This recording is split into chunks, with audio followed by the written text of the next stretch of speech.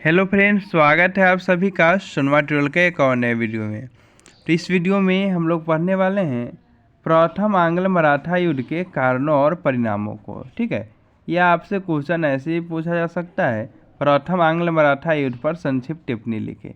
देखिए, इसके पहले के वीडियो में हम लोगों ने प्रथम आंग्ल अफगान युद्ध को पढ़ा था। ठीक है, और टोटल हम लोग 60 क्वेश्चन पढ़ चुके हैं BA part 3 history honours paper 5 के लिए। ठीक है, जो भी बच्चे 2021 से 24 सेशन के हैं उनके लिए मैं ये क्वेश्चन आंसर करा रहा हूँ। ठीक है, तो टोटल टॉप 10 क्वेश्चन का मैं आठवां क्वेश्चन आज करा रहा हूँ, फिर 2 क्वेश्चन और आएंगे तो पेपर 5 आपका कंप्लीट हो जाएगा। ठीक है, उसके बाद पेपर 6, 7, 8 हम लोग करने वाले हैं। तो अभी तक आप हमारे चैनल से नहीं जुड़े हैं तो प्लीज़ जुड़ सकते हैं आप लोग सब्सक्राइब करके, और वीडियो को लाइक ज़रूर कीजिएगा। चलिए, तब हम लोग पढ़ना स्टार्ट करते हैं। देखिए, सबसे पहले इस वीडियो में हम लोग पढ़ने क्या वाले हैं वो देखते हैं। देखिए, प्रथम आंग्ल मराठा युद्ध के भूमिका को पढ़ेंगे पहले, फिर पृष्ठभूमि को, फिर इस युद्ध के दौरान यानी 60 वर्षों तक यह युद्ध चला था, प्रथम आंग्ल मराठा युद्ध। ठीक है, 1775 से 82 तक चला था। ठीक है, यानी 60 वर्षों तक।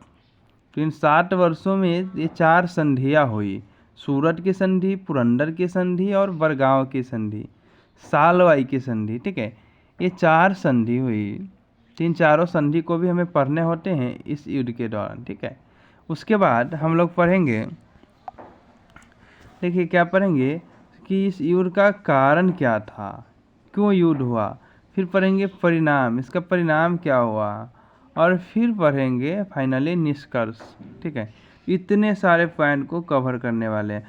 आपसे कोई भी क्वेश्चन पूछेगा एग्जाम में, कैसे भी घुमा करके प्रथम आंग्ल मराठा युद्ध से आप फंसोगे नहीं। ठीक है, चलिए अब हम लोग पढ़ना स्टार्ट करते हैं। फर्स्ट पॉइंट भूमिका से।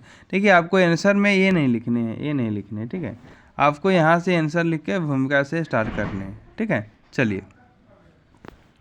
तो देखिए, भारत के इतिहास में 3 आंग्ल मराठा युद्ध हुए हैं। ठीक है, आप लोग जानते होइएगा 3 आंग्ल मराठा युद्ध हुए हैं।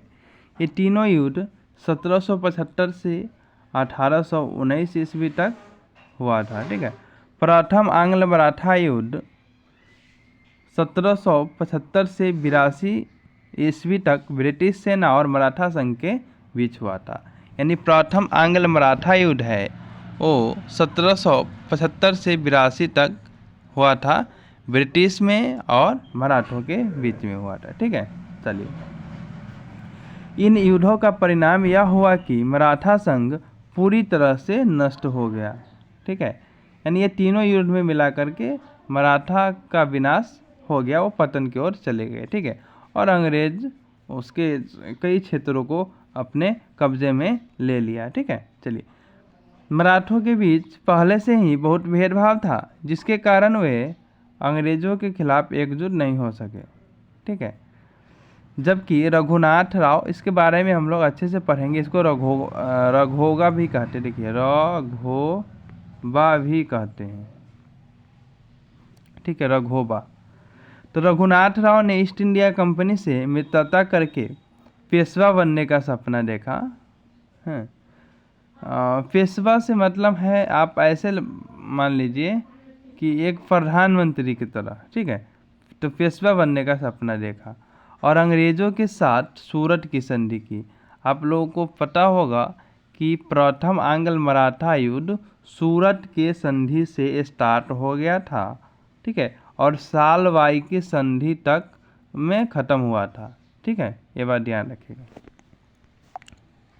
चलिए, तो सूरत की संधि की। ठीक है, बाजीराव द्वितीय बेसिन भाग गए। ठीक है, और अंग्रेज़ों के साथ बेसिन की संधि की और मराठों की स्वतंत्रता को बेच दिया। ठीक है, तो ये हमें लिखने हैं भूमिका में। ठीक है, सॉरी, ये भूमिका में हमें लिखने हैं। इसके बाद हम लोग सेकेंड पॉइंट, आप लोग स्क्रीनशॉट भी ले सकते हैं, चाहे PDF भी मंगा सकते हैं। मेरे टेलीग्राम चैनल से जुड़ जाइएगा, मैं वहाँ पे PDF प्रोवाइड करा दूँगा। चलिए, अब हमें पढ़ने हैं आंग्ल मराठा युद्ध की पृष्ठभूमि। पृष्ठभूमि हम लोग किसे कहते हैं, तो भाई ये युद्ध का पृष्ठ बना कैसे, तैयार कैसे हुआ, ये पहले की बात कि ये युद्ध हुआ क्यों, मतलब किस कारण से, क्या क्या वो बातें थी जो इस युद्ध को शुरू करवाया। ठीक है, वही होता है पृष्ठभूमि में। देखिए, पहला आंग्ल मराठा युद्ध 1775 से 82 के दौरान ब्रिटिश ईस्ट इंडिया कंपनी और मराठा साम्राज्य के बीच लड़ा गया था। ये तो हम लोग पढ़ चुके हैं। देखिए, पानीपत की तीसरी लड़ाई के बाद, पानीपत की तीसरी लड़ाई के बाद, याद रखिएगा, पानीपत की तीसरी लड़ाई मराठों और मोहम्मद शाह अफगाली, याद है आपको, उसके बीच में हुआ था। मूवी भी बन चुकी है, अर्जुन कपूर है उसमें, सोनू सूद जी है, और ये है संजय दत्त जी है। ठीक है, तो देखिए, पानीपत की तीसरी लड़ाई के बाद भारत में मराठा शक्ति का पतन होने लगा। ठीक है, क्योंकि इस युद्ध में मराठा हार गया था, पानीपत के युद्ध में। इसके बाद इनके काफ़ी धन का नुकसान हुआ था, है ना। तो ऐसे में ये पतन की ओर बढ़ने लगा था मराठा शक्ति। किंतु देखिए, पेशवा बालाजी बाजीराव, ठीक है, जो उस समय पेशवा हुआ करते थे, उनकी मृत्यु हो गई 1761 में हो गई। और उसके पुत्र, नाम बिल्कुल याद रखेंगे क्योंकि इससे, उनके पुत्र माधवराव प्रथम ने उनका उत्तराधिकार किया, यानी पेशवा बना। ठीक है, तो देखिए, बालाजी बाजीराव, इनकी डेथ हो गई 1761 में। उसके बाद उनका पुत्र माधवराव प्रथम क्या बना, पेशवा बना। ठीक है, चलिए, जो पानीपत की तीसरी लड़ाई में खोए हुए कुछ क्षेत्रों को पुनः प्राप्त करने में सक्षम थे, यानी अब स्थिति सुधरने लग रही थी, किसकी, माधवराव प्रथम के आने से, पेशवा बनने से मराठों की। यहाँ तक आप लोग समझे होइएगा। चलिए, 1770 के दशक की शुरुआत में माधवराव की मृत्यु हो गई। अब यहाँ से खेल शुरू होता है। ठीक है, यानी 1770 के दशक में किसकी हो, यानी 1770 के दशक, मतलब 1770 से 80 के बीच में किसकी मृत्यु हो गई, माधवराव की। जिससे नारायण राव, माधवराव के जो पुत्र था, और चाचा रघुनाथ राव के बीच मराठा सिंहासन की लड़ाई हुई। देखिए, इसको मैं समझाता हूँ फिर से। चलिए, देखिए, एक हुआ माधवराव प्रथम। ठीक है, देखिए, माधव राव फर्स्ट, हम एक लिख देते हैं ना, प्रथम। एक मिनट दोस्तों, चलिए, हाँ, माधवराव फर्स्ट। ठीक, चलिए, एक ये नाम हो गया। और इसका जो पुत्र था, ठीक है, इसका जो पुत्र था, और उसका नाम हो गया नारायण राव, नारायण, है ना, नारायण राव, क्लियर, नारायण राव। और इसका जो भाई है,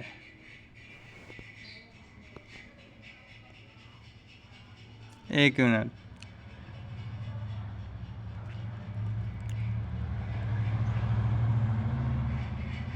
हाँ, इसका जो भाई है वो है रघुनाथ राव, रघुनाथ राव। ठीक है, जिसे रघोबा के नाम से भी जानते हैं।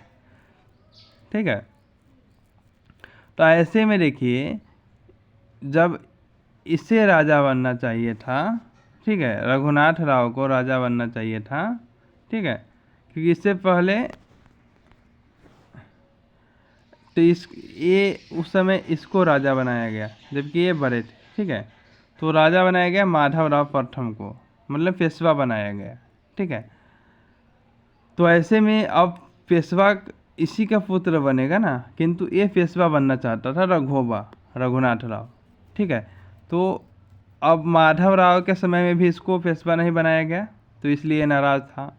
फिर उसके पुत्र नारायण राव को पेशवा बना दिया गया इसके मरने के बाद, माधव राव को। फिर ये और गुस्सा हो गया, है ना। तो ये पेशवा बनना चाहता था, कौन, रघुनाथ राव।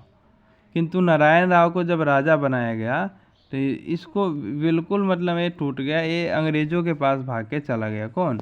रघुनाथ राव। और अंग्रेज़ों के पास भाग के चला गया, उससे संधियाँ कर ली और यही युद्ध मतलब प्रथम आंग्ल मराठा युद्ध शुरू हो गया। और संधि क्या की वो हम सूरत की संधि में नीचे पढ़ने वाले हैं। ठीक है, चलिए, तो यही हुआ था युद्ध में, युद्ध का पृष्ठभूमि था।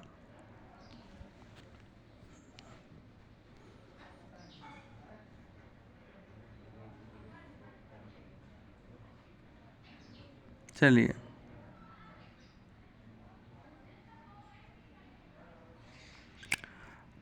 अब देखिए सूरत की संधि।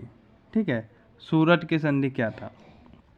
आपको हमने पहले भी बताया है कि सूरत की संधि से ये युद्ध स्टार्ट हो जाता है, फर्स्ट एंग्लो मराठा वार। ठीक है, चलिए, देखिए इस संधि के साथ प्रथम आंग्ल मराठा युद्ध शुरू हुआ।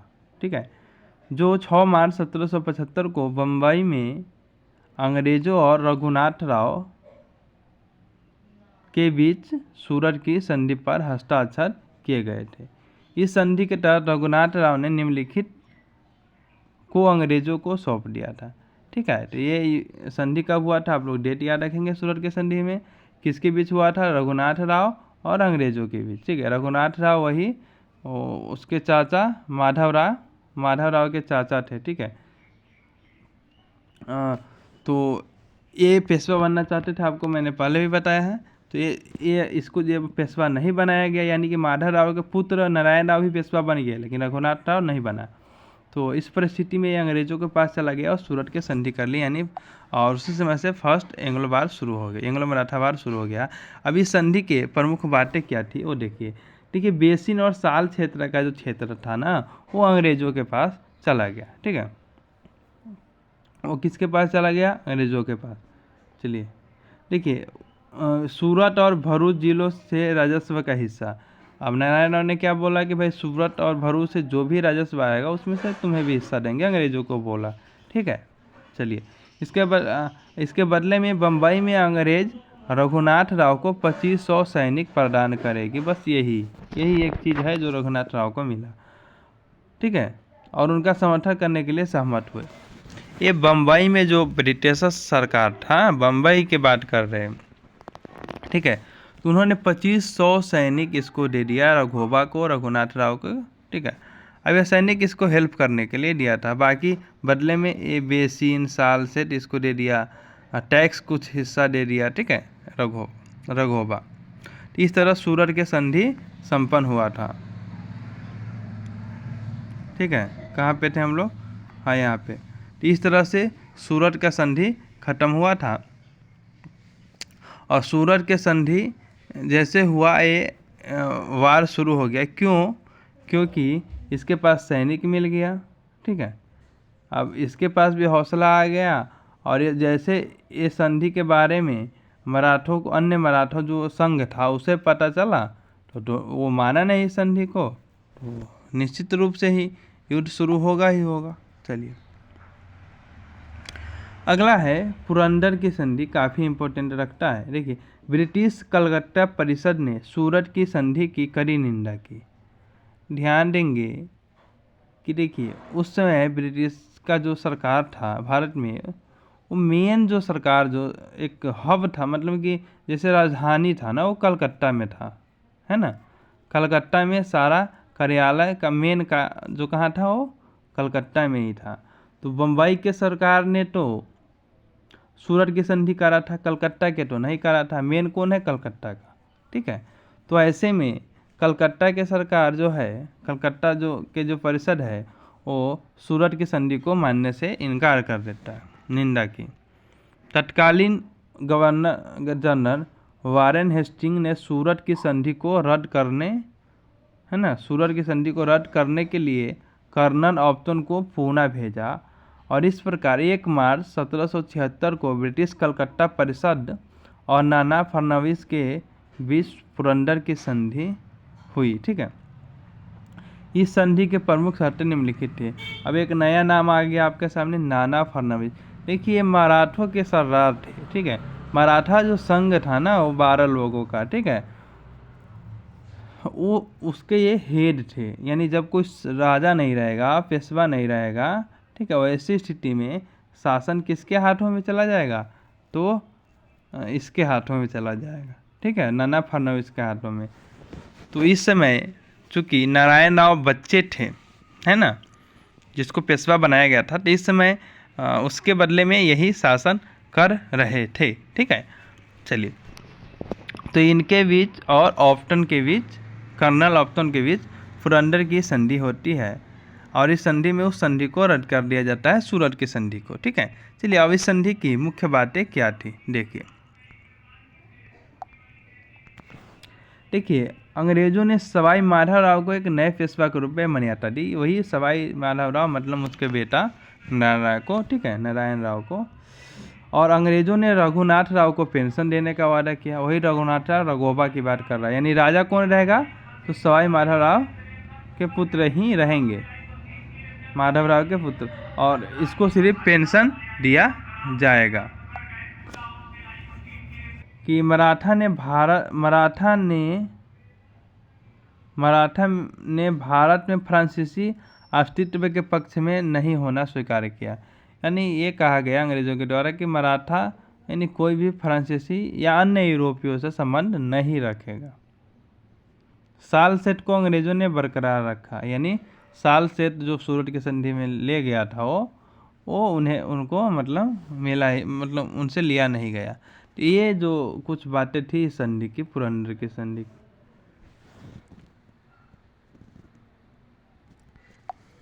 चलिए, अगला जो संधि है, देखिए वीडियो लंबी हो रही है, क्योंकि आप लोग बीए के स्टूडेंट हैं तो क्वेश्चन काफ़ी लंबे होते हैं, और इसमें तो मैंने बहुत सारा युद्ध ही कवर कर रखा है। देखिए, बरगांव की संधि। ये बरगांव की संधि क्या है भाई? देखिए, बरगांव समझौता जनवरी 1779 ईस्वी में किया गया था। यह समझौता प्रथम मराठा युद्ध, है ना, 76 से 75 से 82 के दौरान भारत में ईस्ट इंडिया कंपनी की सरकार की ओर से कर्नल, कर्नाक और मराठों के मध्य हुआ था,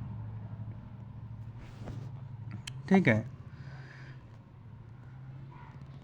देखिए, 16 जनवरी को अंग्रेजों ने मराठों की शर्तों के अनुसार बरगांव की संधि पर हस्ताक्षर किए। इस संधि के अनुसार अंग्रेजों ने 1773 में पश्चिमी भारत में ईस्ट इंडिया कंपनी द्वारा जीती गई अधिकृत सभी क्षेत्रों को छोड़ दिया, और महादजी सिंधिया को क्षतिपूर्ति के रूप में 41,000 रुपये का भुगतान करने का वादा किया।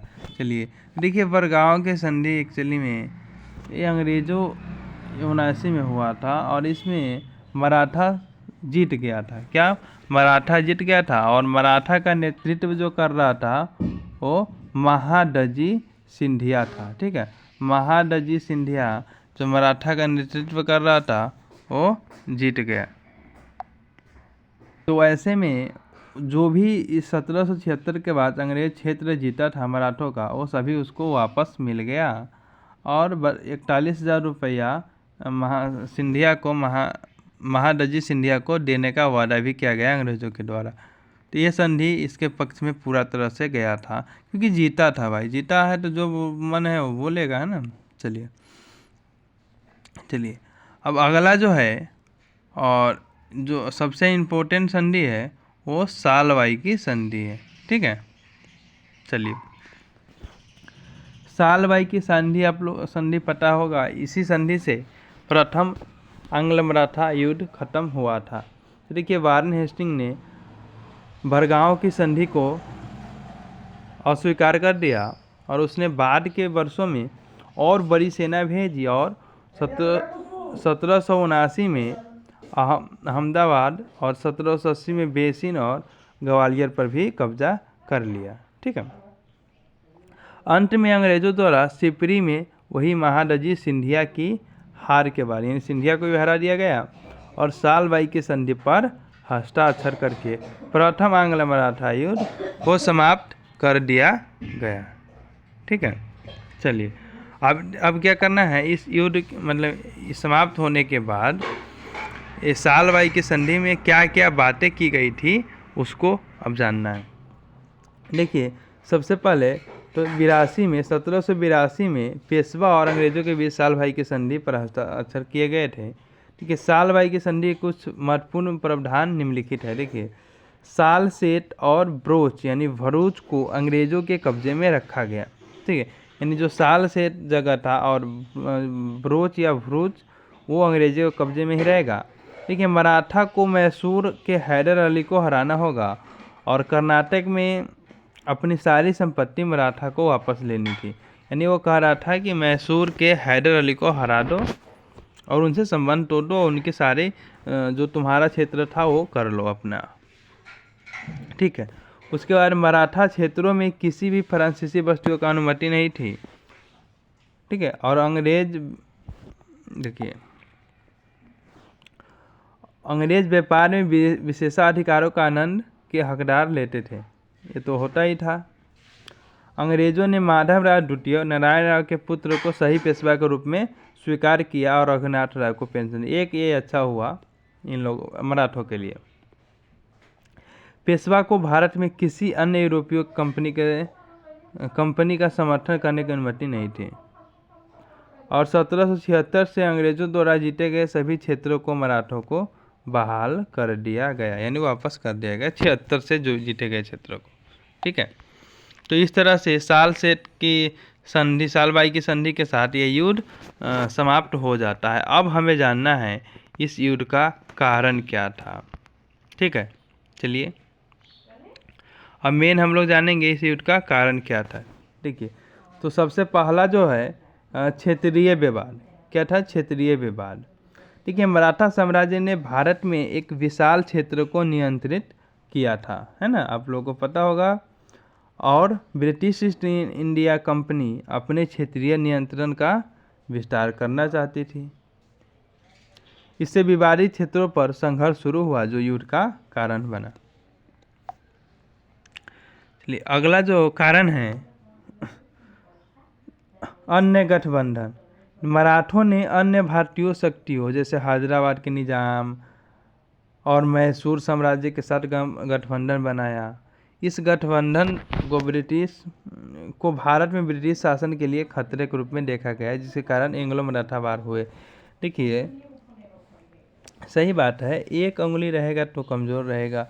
अब एक मतलब 5 उंगली अलग अलग रहता तो कमज़ोर रहता, मुट्ठी बनाने में बर्बाद हो जाता। तो उस तरह से अंग्रेज़ों को डर लग रहा था कि गठबंधन होगा तो ये लोग और शक्तिशाली होंगे, जो हमारे लिए अच्छा नहीं है, भारत में हमें भी तो शासन करनी है।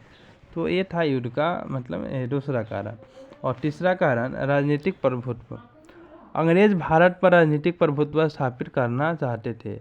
मराठों को ब्रिटिश प्रभुत्व के लिए एक बड़ी बाधा के रूप में देखा गया, जिसके कारण आगे का संघर्ष शुरू हुआ। यानी सीधी बात कही जाए तो मराठा एक शक्तिशाली साम्राज्य था, जिसका बहुत बड़ा एरिया भी था, है ना, और शक्ति भी था। ठीक है, तो ऐसे में अंग्रेज़ों को यह डर बन गया था कि अपना साम्राज्य का विस्तार करना है तो मराठा को ख़त्म करना ही होगा, जो कि युद्ध का कारण बना। ठीक है, चलिए, तो ये था युद्ध का कारण। और हम थोड़ा सा हम लोग परिणाम को भी देख लेंगे कि इस युद्ध का परिणाम क्या हुआ था। चलिए, ठीक है, ब्रिटिश ईस्ट इंडिया कंपनी ने सालसेट और भरूच को संरक्षित किया और उन्होंने मराठों से हैदर अली से उनकी रियायतों लेने का वादा भी प्राप्त किया। ठीक है, यानी जो आपने सालसेट के संधि में पढ़ा है वही सब परिणाम भी होगा। ठीक है, मराठों ने उनकी बात मान ली और अपनी भूमि फ्रांसीसियों के साथ साझा न करने पर सहमति व्यक्त की। रघुनाथ राव को हर वर्ष पेंशन देने का निर्णय लिया गया। ठीक है, पुरंदर की संधि के बाद अंग्रेजों द्वारा कब्जा किए गए सभी क्षेत्रों को मराठों को वापस दे दिया गया। ईस्ट इंडिया कंपनी ने माधव राव को मराठों के पेशवा के रूप में स्वीकार कर लिया। देखिए, अगला है और आखिरी पॉइंट जो हमारा है निष्कर्ष। कोई भी क्वेश्चन लिखते हैं आपको निष्कर्ष लिखना ही है, निष्कर्ष नहीं लिखिएगा कोई फायदा नहीं होगा। एग्जामिनर आपका भूमिका, पृष्ठभूमि और निष्कर्ष ही पढ़ते हैं, पूरा क्वेश्चन नहीं पढ़ते हैं। देखिए, प्रथम आंग्ल मराठा युद्ध 60 वर्षों तक जारी रहा। 1782 में सालवाई की संधि के माध्यम से एक आपसी समझौते के साथ युद्ध को समाप्त कर दिया गया। ब्रिटिश सेना ने सत्ता के लिए अपने अंतहीन लालच के कारण हताहतों की एक कठिन संख्या का अनुभव किया। मराठा पेशवाओं ने ब्रिटिश सेना से समान शर्तों पर लड़कर अपनी बहादुरी साबित की। तो इस तरह से निष्कर्ष लिख लेना है, ठीक है। और आज का हमारा क्लास ख़त्म होता है। आपको PDF चाहिए तो आप हमारे टेलीग्राम चैनल से जुड़ सकते हैं, क्योंकि टेलीग्राम के चैनल का लिंक मैं डिस्क्रिप्शन में दे दूंगा वीडियो के, ठीक है। चलिए तो मिलते हैं नेक्स्ट वीडियो में किसी अलग क्वेश्चन के साथ। Thanks for watching this video.